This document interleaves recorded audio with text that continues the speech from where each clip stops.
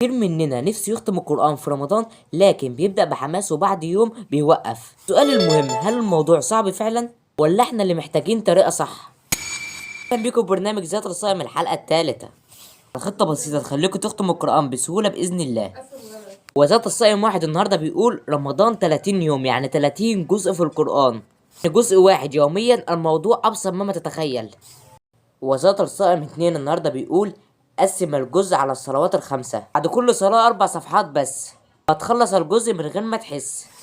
وذات الصائم تلاتة النهاردة بيقول أفضل وقت للقراءة هو بعد الفجر أو قبل النوم، وقت الهدوء والتركيز.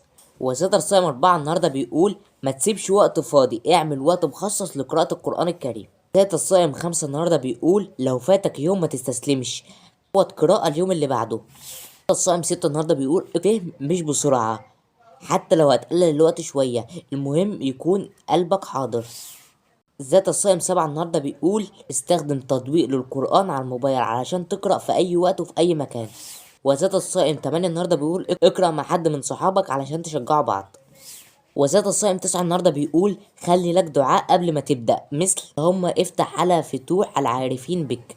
وذات الصائم عشرة النهاردة بيقول افتكر ان كل حرف بتقرأه ب10 حسنات، يعني انت في كنز كل يوم انت مش حاسس بيه.